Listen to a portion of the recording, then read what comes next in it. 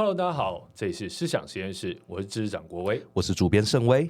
最近啊，我在 YouTube 上，应该不是最近在 YouTube 上，反正我一直在 YouTube 上看很多影片嘛，是对，因为毕竟自己做 YouTube， 所以也会参考很多其他的科学传播者。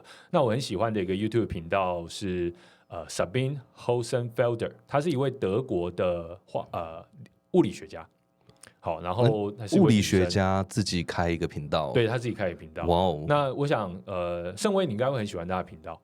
怎么说？你可能会不同意他的一些意见，但是你应该会很喜欢他的频道，因为他嘴巴很贱。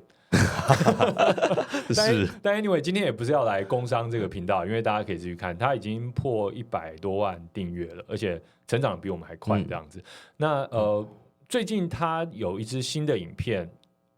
应该算是比较是科学新闻等级的，因为它有一些影片是比较深入探讨的，有一些是简单的讲个科学新闻。不过这则科学新闻呢，获得了蛮多的观看，而且也是我蛮关注的主题。它的主题就是小型模组化核能反应炉有了大问题。Small nuclear reactors have a big problem。好，那他蛮会下这种标题的。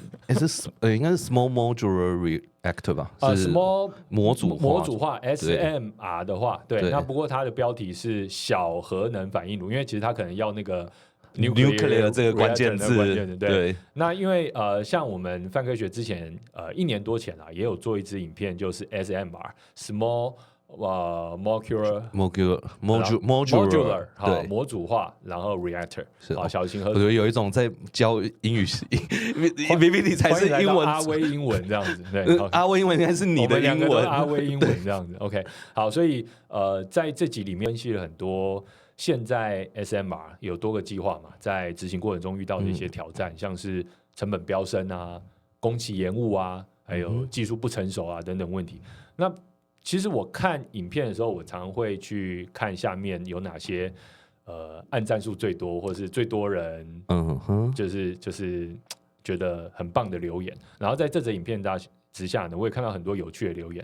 那其中有一则留言，他的留言者叫 Perry Allen， 老实说我不知道他是谁，可是我读了之后，我觉得他的观点蛮有见地的，所以今天我想来跟大家聊聊这位 Perry Allen 的留言，以及 Sabine 他在这则影片当中讲的事情。是，那这位 Perry Allen 表示自己是极度支持核能，也曾在核能产业工作，但是他对 SMR 的经济效益还有技术前景抱持着很大的疑虑。我自己的想象会是说，因为我一直觉得就是要就一次做大的，因为你。比如说，我现在做了一堆模组化的小的反应炉，对不对？其实一个反应炉就是我做一个大的反应炉要等效率。你先不要破梗，我等一下就要来讲。你等一下要讲这件事吗？对，我觉得你现在关注的这个主题，其实就是 Perry Allen 他也有谈到的一件事情，所以我们今天就把Sabine 他的影片重点，还加上 Perry Allen 的深入留言，来在我们今天的节目上来跟大家聊聊。好。到底 SMR 是不是一个有效的能源解方？让我们进入今天的话题吧。是，好，那首先我们其实还是要先回顾一下，到底什么叫 SMR。好 ，SMR 我们刚才有讲叫小型模组化反应炉，好 ，Small Modular Reactor。那 Small Modular Reactor 为什么会在核能产业，乃至于包括全世界还有台湾都那么受到关注呢？是因为它有几个优点啦。我这边先补充一下，这个小型。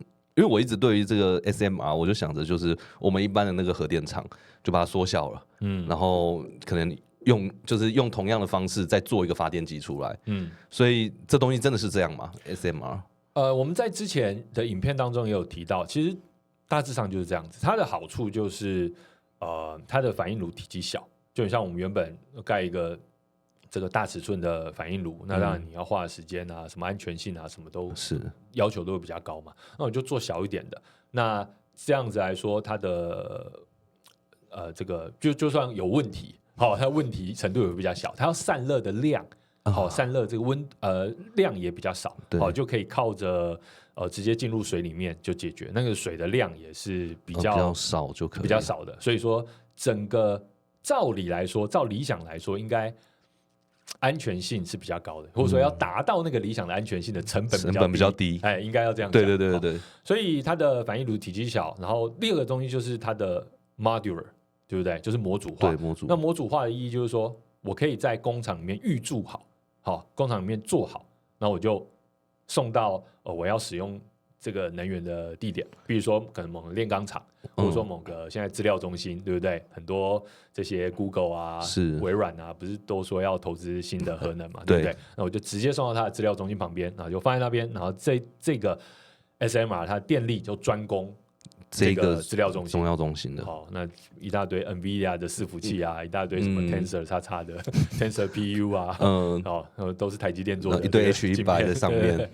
这个没有，现在是 GB200。现在是 GB200啊，现在已经不流行 H100， 已经不流行 H100， 现在要 GB200 或 GB300这样子。OK， 所以说它体积比较小，然后模组化的程度比较高，可以在工厂里面预先生产好这些主要的部件，然后就运到不管是电厂，又或者说反正就需要用电的那个地方，然后就像组合 IKEA 一样，就把它组起来。等一下，你知道这中间有个部件就是就是中间那个反应堆、反应棒，那个反应棒也是这样运输过来，我觉得蛮危险的。没有，它就是直接封装在里面了。那是封装在里面的。对，就直接封装在里面，运过去，然后用完了之后很像一个大电池。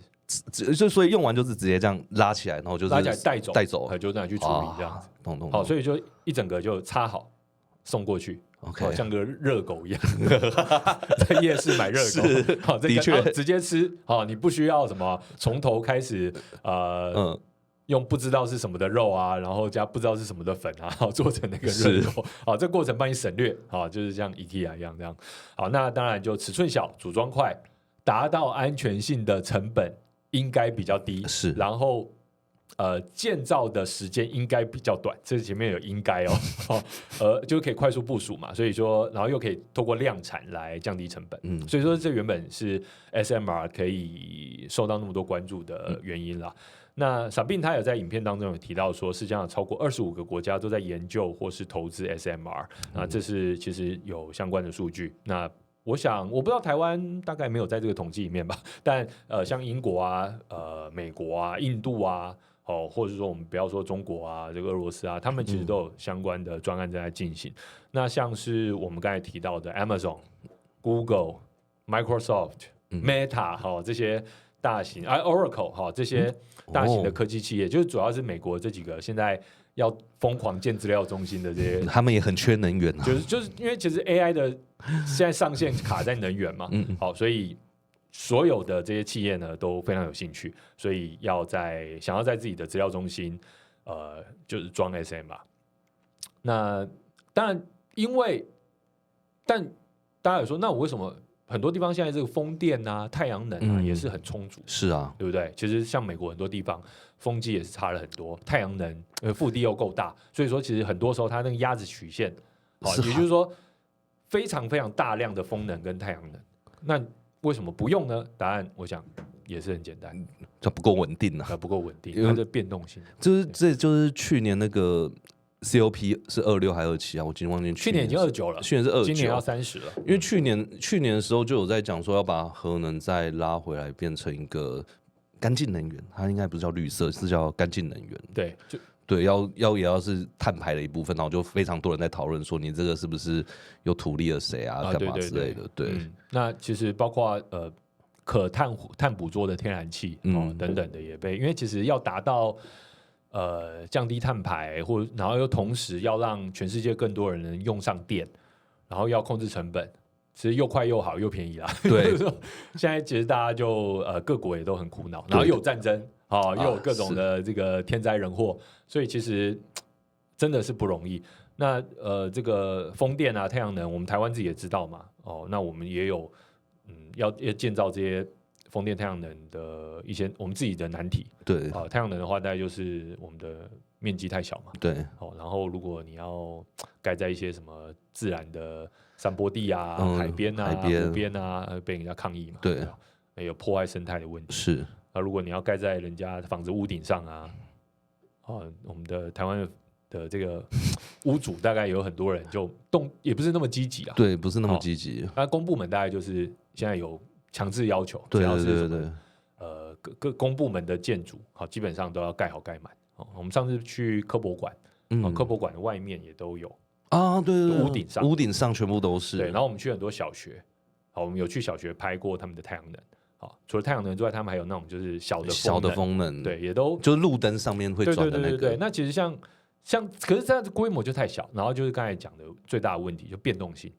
好，那这个我们又提到储能啊什么之类的，我们今天不谈，我们今天就 SMR 就好了。我们要谈 SMR， 所以其实 SMR 它稳定性高，然后应该说核能整体来说。就是认为它稳定性高，而且它低碳排嘛，对，所以它有相对的这些优势，而且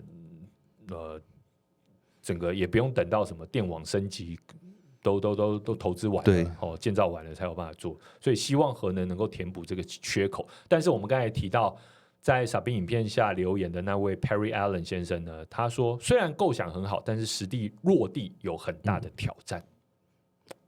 我觉得我还蛮喜欢他这个讲法，因为每次听到这边在讨论核能的时候，就会是你的核废料怎么办？我觉得太偏到那个题目，但其实，在更前面就已经有很多工程上的问题应该要来讨论。我觉得这个是我今天为什么要来谈这个问题的原因，就是因为很多时候就像盛辉讲的那样，就是我们会直接就开始讨论那种核废料嘞，核废料放谁家？或者说那个台湾是有那么多钱，是不是？然后台湾是有地震啊什么的？没有。就是说到这些放大决之前，其实有很多很细微的东西要谈。对。那我觉得他提到了蛮多东西，我们现在一一来谈啊。那首先，其实 Sabin 在影片当中提到了几个例子，像是有一个叫 Empower 计划，就是因为也是小 SMR 计划，因为成本翻倍，然后就被喊停。那我们之前常提到那个 NuScale， 就是包括我们在我们自己的 SMR 那一集里面也提到的 NuScale， 它原本也是。预估他要建就是他第一个示范型计划嘛，然后原本预估成本30亿美元，后来涨到90亿美元，然后又延后好多年，然后最后是取消嘛，所以就是他不是说延后之后现在还在执行了，没有就直接取消了，是做不下去了，因为就是跟一开始投资者愿意接受的价格差太多，那即使是。一些其他国家也都出现了成本跟时间的大幅超支啊。那傻病其实他归纳说，有很多国家的应该说这些公司，他们一开始为了要吸引投资人，那他们会做什么事情？画大饼啊，然后就故意说的好像这样就可以做出来，很简单。画大饼，应该说画大饼的同时跟你说，这个大饼很便宜，而且时间很快就可以做出来，就低估成本啊。所以。一开始因为低估成本，就最后要一直追加预算的时候，哇，这个大家就不买单了，对不对？投资人说你原本说很便宜啊，我要买你就是买你的便宜啊，结果你现在成本一直往上垫，好，那下不了手，所以该破产，该停建就停建了。对，那另外也有技术准备度不足，就原本这个画大饼的另外一个面向嘛，就是说这个很简单就模组化。但其实又遇到了其他问题，然后我们待会会再讲。所以最后的结果当然就是预算狂飙，然后又遇上了疫情嘛，然后就通膨，然后劳工成本高涨，然后等等的因素，所以时间延后，动辄就是1倍、2倍、3倍这样子。Perry Allen 他其实也在留言里面讲说 ，NuScale 原本是要盖6座77百万瓦的反应炉，然后这6乘以77总共就462百万瓦，然后。最后这个算出来的成本是105亿美元，105亿美元。但是好，那因为我们吃米不知道米价，好，那我们就，但其实这个价格，这个意思是什么呢？这个意思就是说，用这个钱其实可以盖一座1100到1150百万瓦的大型反应炉。像是西屋的 AP1000，也就是说现在最先进的核反应炉，清水式的核反应炉。好，我们没有要说到第4代，就是说现在最普及的，大家就是说数量最多的这个清水式反应炉，而且可以得到的发电量是2.44倍。也就是说，当你原本目标是要盖这个好多个小个，然后总共加起来发电量只有。不到500百万瓦，对，然后你的成本已经105亿美元了，但同样这个钱，其实你可以盖一座1100，对，2倍发电量，2倍发电量，不止就是更是2.5倍发电量以上的发电厂，所以这就是问题。好，那所以但这个不太。一开始没有预估到这个状况吗？这个一开始就钱没有觉得说会那么多而且我会觉得盖的比较快，这样你可以就是说就是时间工期的问题、啊，工期，然后加上不会花那么多钱。那现在的问题就是你工期也长，你钱也花的一样多，甚至更多。那你为什么不盖一座大的？那我就盖大的嘛。所以大家就是投资，不对啊，那我是不是先喊停吧？对啊，那我应该回头去搞一座大的吧？好，所以就出了这个问题。好，那很多 SMR 的支持者或者说开发商，他们一开始就会认为说 SMR 好处就是能靠规模化批量生产来解决成本问题，就是我们刚才讲的模组化嘛。现在工厂预先做好，然后运到预制菜就直接上桌，预制菜好微波，但这是真的吗？只要量产就能大幅降低成本，听起来很合理嘛，对不对？但是其实问题是，事实上各国的 SMR 设计其实都不完全相同，而且每个国家每个厂址都得因应不同的地震、洪水、火山、龙卷风等等不同的风险做出改动，因为其实它就跟真正的一般的核电厂是一样的，你还是得放在某个地方吧，对。然后你还是有那个安全性考量吧，然后那个地方，比如说假如是美国加州或台湾好了，那地震多嘛，对不对？那你是不是为了地震你要加很多的钢啊，什么叫你的地基应该要怎么样啊，什么的，你的微主体应该要怎么样啊？假设你是在一个龙卷风会发生的地方，那你该怎么办？假设你是在一个容易产生野火的地方，好像都加州，对，都加州是龙卷风、野火都是。龙卷风比较中西部。假设你是在一个淹水的地方，你要怎么办？所以其实各地的环境本身是不一样，但是 SMR 一开始想的很美，就是我就模组化做好，我就送过去就可以。但其实你送过去那边那个环境就是不一样啊，你为了那个环境，你还是得做很多很多的在地化跟客制化。对，其实这个就跟我们之前那个核四在那边讲那个断层，其实就也是有关系的啦。就是说，你到那个地方之后，其实要为了它的安全，你必须要因地制宜的去制定很多不同的规则。那我刚刚想到的事情就是，这其实就不可能模组化了。对，它就没有办法模组化。对，因为你到每个地方你就要改，那就没有一个所谓的统一生产线的概念，你也不可能降低成本。对，但有人就会想。那我应该要有一个通用最高模组，就像我 Windows 或者什么软体有没有，我都有那个最高的 Ultimate 或 Premium，那个叫 Operation System， 就是最上层的。但是软体可以这样搞，软体因为其实这些软体公司，它通常会做出最复杂、最完整的那一个版本，然后我再拔掉一些功能，然后把这些拔掉的功能分成什么 Plus 啊、Basic 啊，然后卖给大家嘛。可是它是先做出最高的那个东西。可软体可以，因为它复制成本低嘛，它几乎没有边际成本。可是硬体它没办法这样搞，所以如果你要在小型模组化反应炉这样搞，你就要搞出一个最高安全规格的。然后你这边是这个地震多，对不对？好，那就最高安全规格没有问题，我都预先做好，直接放过去。可是我很多东西是不需要的。对啊，那我成本就垫很高啊。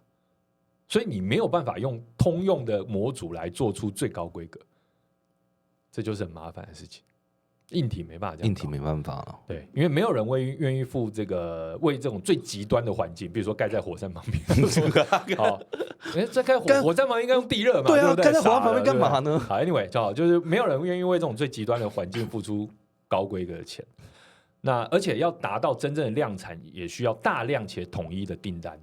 我们都知道，其实量产，你要把那些所有的规格都能够，你要生产那个机器的机器嘛，对不对？好，就像我们车厂也是一样，或者说为什么 Tesla 可以降低它的生产成本，或者说各大车厂有办法降低它的生产成本，就是什么直接整车铸模有没有？没有手工啊什么这些事情，而且你要有被验证而且可以长期运转的设计，好，那这些都是要大量而且惊人的投资，然后甚至你要有好几年5年以上的时间去开发，然后除错这个工厂的产线，对，包括台积电他们要就是或者说我们整个半导体产业，他们要做这整个事情，其实我们可以想象它的复杂度，但现实是核电厂的这个需求，还有即使是现在有个热潮，它的总数的需求都不如飞机或汽车多嘛，那事实上就连飞机到现在其实也都还是手工这样子，至少一架一架去组装的。对，比如说我们去过台中的汉翔，他就帮人家组装飞机啊，就帮波音啊，帮 Airbus 在组装飞机。其实这个市场跟需求是很分散的，而且各地的安全规定是很严苛的，就导致这种理想中的大量生产基本上是不可行的，就是空中楼阁，对，就不存在这样的需求。好，那 NewScale 到底是出了什么问题呢？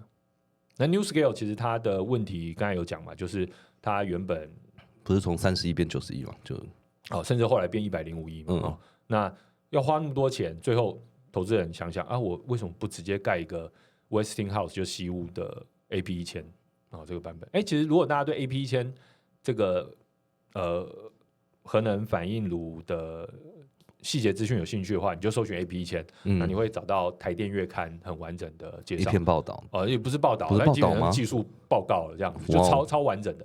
然后我刚才看，基本上当然很多看不懂了，但是我觉得还是蛮感谢有这些我们国内的研究人员持续的在了解这些事情，就包括它的安全性啊，它整个结构，哇，那个有巨细靡遗，非常精彩。好，那也就是因为这些原因，所以让很多对 SMR 寄予厚望的人感到非常失望啊。那大部分的 SMR 专案也都在实践上严重超支。那包括那接下来我们就要聊说，那为什么即使在这样的情况下 ，Amazon、Google、Meta 这些企业都要投资呢？老实说，我会很好奇，因为这些资讯他们应该也知道，对啊，他们也不是傻子，他们为什么还要投资这些事情？第一个，他没有办法兑现他原本的承诺，又快又好又便宜，他做不到。可是这些企业还是投资，会不会就是有点走投无路？我在想，我不觉得，我觉得就是电力就是基础设施就是不够，基础设施就是永远不嫌多吧。我自己在想是这个状态，因为你刚刚直接讲到就是资料中心嘛，资料中心耗电真的很惊人啊。对啊，那在旁边的确有一座可以自供应的，然后它不会断线，然后资料可以一直存储，安全的存放，其实是资供，其实是蛮重要的。就等于是你把电力当作是一种货物吧，那个流水线要配那个运输链，那个叫什么？那个叫什么？生产线？不是供给链。对，等于是电力会是 AI 产业的一个必要的供给链，它必须要够稳定，我的 AI 才能够是完整的。所以只要任何是对于 AI 这个供给链是有稳定效果的东西，我觉得现在企业应该都会很想去试试看。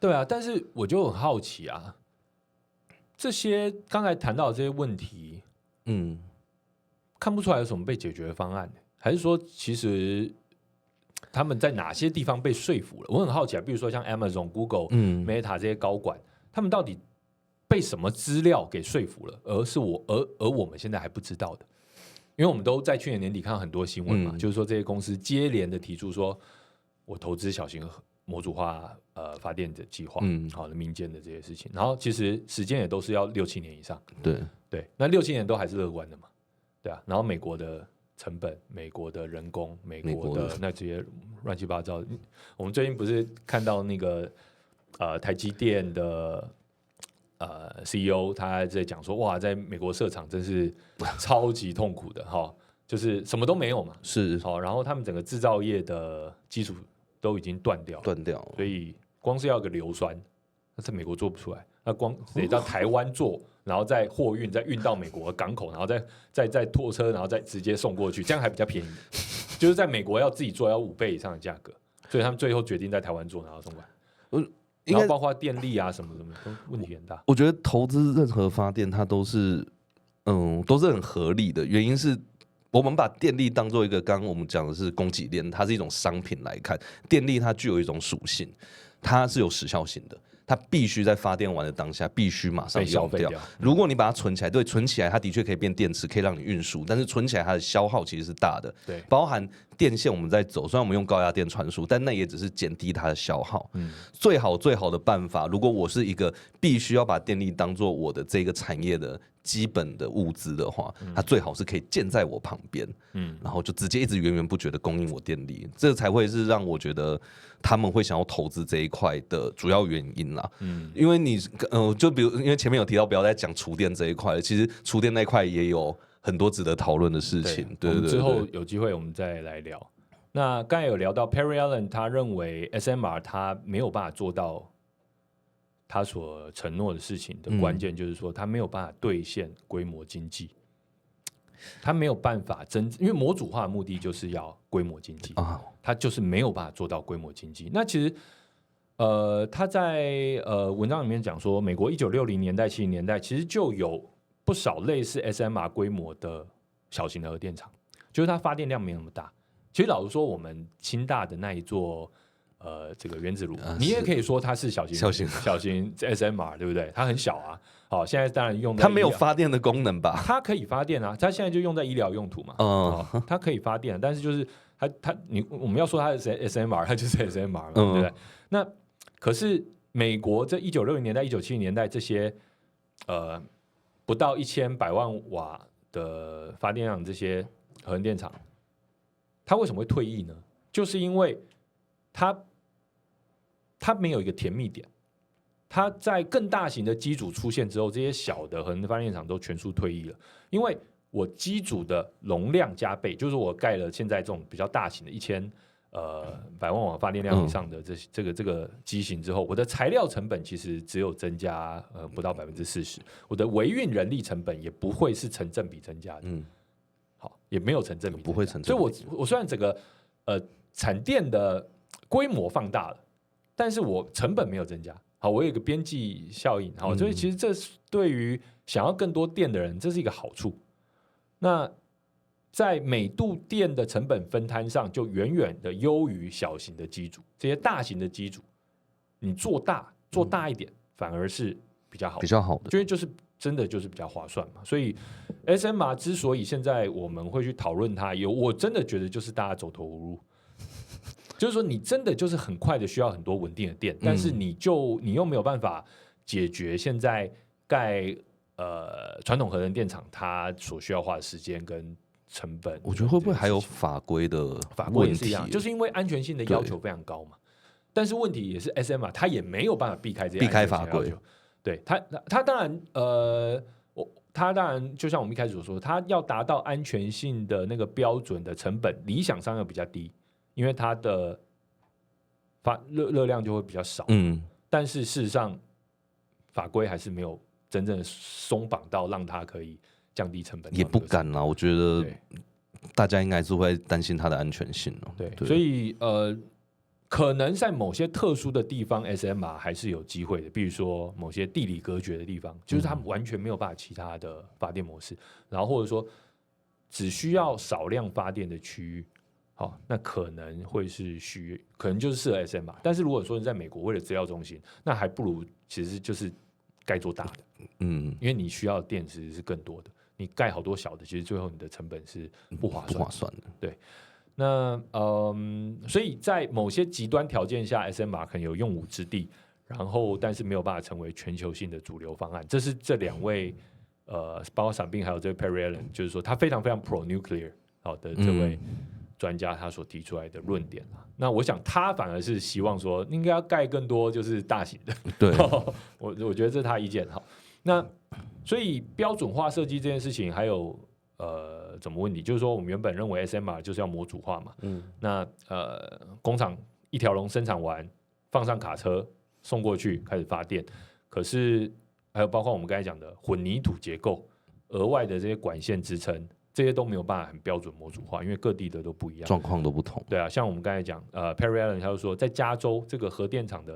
这种工字钢，就是那种钢梁，我知道，好，比这中西部没有地震的地方厚了3到4倍，因为加州有地震嘛，所以它的在地的法规就要求要比较高规格，就是比较厚一点的钢板才可以用，钢就得做到这个程度，那这个就要客制化设计，你就没有办法照抄，所以其实。这个很难标准化，而且你的量又没有大到说，我可以这样子开一个模，然后这边又开一个模，这样子，对啊，所以这个就是我们现在看到的几个问题哈。其实我一开始看到 SMR 的时候，我会想的是，你知道就是 Elon Musk 他的电动车的电池，它就是一大堆那个16500嘛，我就是那个锂电池，我现在是多少？反正就是对啊，很多锂电池，然后就把它弄成一个矩阵嘛，对，然后上面放一个安全晶片，就说我弄了一个电力超强的锂电池。我想说 SMR 应该有机会吧，但刚刚听完之后感觉，假如它不会像是这么简单，可以是一个就是供电的一个效果，就是把它矩阵化之后做出来就结束了。理想上当然是希望这样嘛，就是说，我就有好多个，甚至我这个用我就像插拔式，对，然后再运一个过来这样子。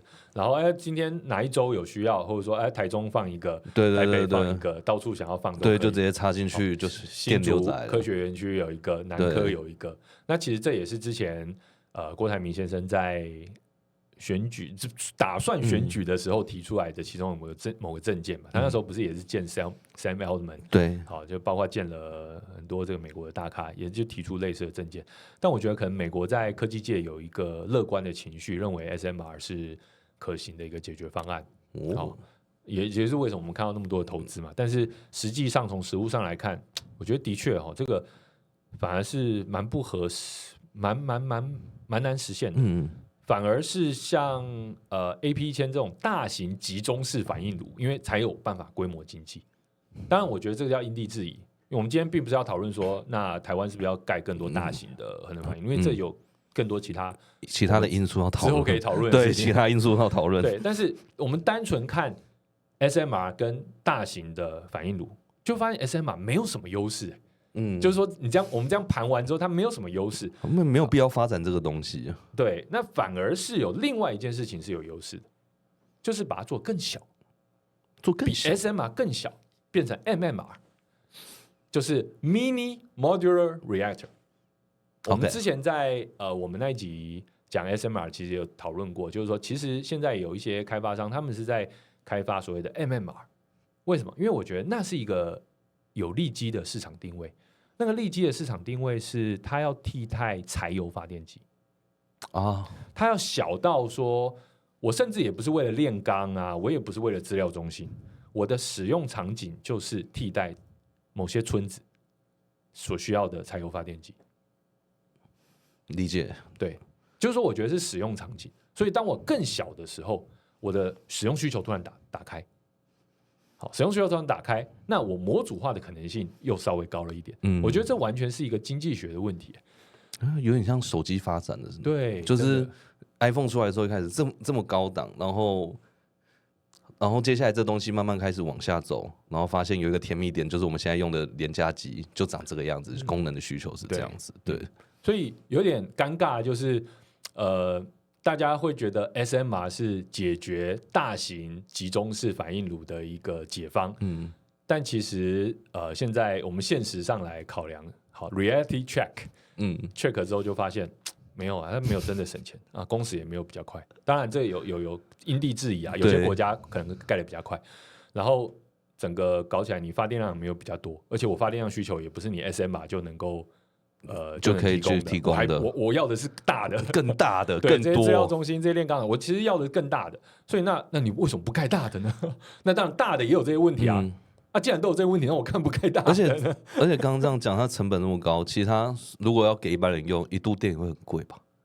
对啊，就是成本高，那整个电就根本不可能有人会买得起这个电啦。有人会想要说，我能够变成，因为他可能比较不需要担心什么碳费啊，比较不需要担心核废料处理的过高的费用。但是其实后来发现，其实它的核废料还是很多的，当然，因为其实它像包括我们在之前影片中介绍过的。中国的那个小型核能反应炉，它是用气冷式嘛？好，气冷式它其实有很多的那个小球做替代燃料棒，可是这些小球整个加起来，它的处理量是变多的。好，所以说它的核废料会变多，包括就是所谓的我们叫什么高级核废料？高就是比较危险的核废料，燃料棒，简单就是在讲燃料棒。那其实它的要处理的量是更多的。所以其实它也没有达到所谓我核废料更少的这个优点，所以其实 SMR 就处于一个高不成低不就，所以反而是更小的 MMR。那它会多小？就是小到替代一个柴油发电机。所以你可以想象一个阿拉斯加某个村庄，不过阿拉斯加很多石油，他们可能不太需要，就是说某个村庄。我也不知道什么村庄，异世界某村庄就需要一个 MR， 就替代柴油发电机这样。我意思说，它可能会像是比如说，就是一台冷气机的大小这样子放在那边，然后它就是有可能更小。哇哦！如果说我们想象一下，演唱会，对，演唱会有很多需要柴油发电机，对不对？通常后面都会有4、5组在外面。对对对，然后我说啊，以后我们那个凯达格兰大道啊造势晚会哦，动算，然后旁边一台那个 MR 这样。看大家敢不敢啊？我不知道我觉得感觉有点恐怖。我自己心里面那个场景是在的、啊，如果是 SMR 就太大，对不对？对 ，MR 刚好，MR 刚好。大型 AP1000，我靠，那没有办法啊！我们没有这场造势不需要用那么多能量，不需要用这样子。好，那所以呢，今天就从这个 SMR 到底是不是未来核能的解放，来跟大家聊聊。那我想 Sabine 还有 Perry Allen 这2位他们的意见，我觉得是蛮有趣的，因为他们2位都是自我坦诚，都极度 pro 核能，是极度的支持核能。可是他们就是认为说 SMR 在规模经济、在标准化设计、在量产上就是不可能实现哦，不太合理。哦，或许有朝一日啊，还有可能有什么其他的技术突破，比如说现在Google 啊，或是 Amazon 他们有听到一些什么风声之类的，所以他们投资嘛。但我们现在不知道，或许这些技术突破真的能够让 SMR 实现一次盖好、多次复制的生产模式，但也或许大型核电厂才是真的解决这些 AI 需要电力缺口的最好的解放。是。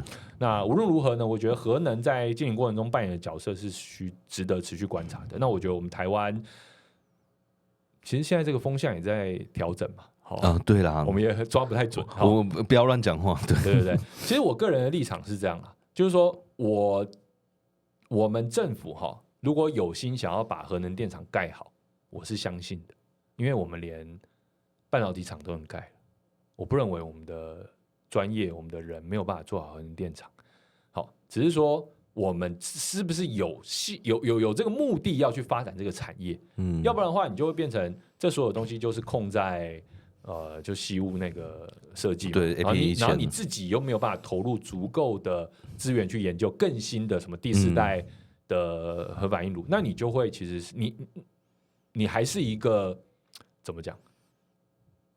就是只是在等待解放，在等待解放了，你还是没有别的进展，然后你也没有规模化的可能性，因为台湾的市场就这样。没有韩国他们想要搞规模化嘛，所以就开始把自己的核能电厂的方案往海外输出。韩国真的很苦，因为他们想要发展其他的绿色能源都没得发展了。他们海上有风的要放风机的地方，都正好被归到日本跟中国的地方，然后地狭人就是没有什么地理天然资源，然后也是高纬度，也没有什么太阳能可以用，所以搞最后问题比我们多。对，所以他搞到最后就是他们是举全国之力支持核能这个主题的发展。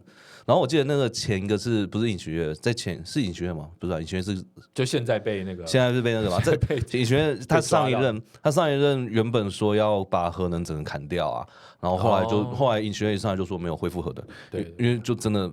他们真的找不到其他方式可以活下去。这个韩式这个没有办法把它拔掉。对。那台湾看似很想把它拔掉，我觉得现在也风向不太对，所以我就觉得闻不到了。对，我觉得台湾当然，因为我们现在只剩下核3的一座机组在运转，它现在每天占的发电量就那个3%。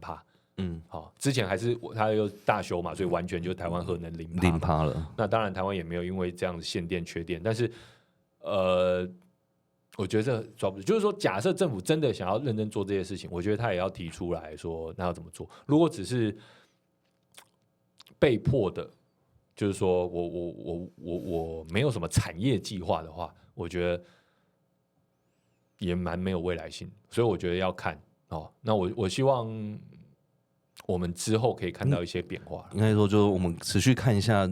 那个被删的预算到底会放到哪边去？对台电的预算被都被删了，不是吗？预算被删了，是因为据说是因为理由都是什么，反正就是说台电的说政府的能源政策失当之类的。对。好，那当然就是会鼓励说，那你们多用点核能啊之类的。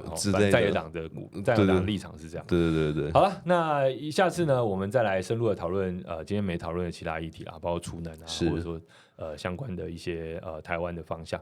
好的，今天的节目呢就到这边，也感谢大家收听了。如果你觉得内容有帮助呢，不要忘记帮我们的节目分享、订阅，或者在底下呢留下你的想法。这里是思想实验室，我是执长国维，我是主编申威，我们下期再见，拜拜拜。拜。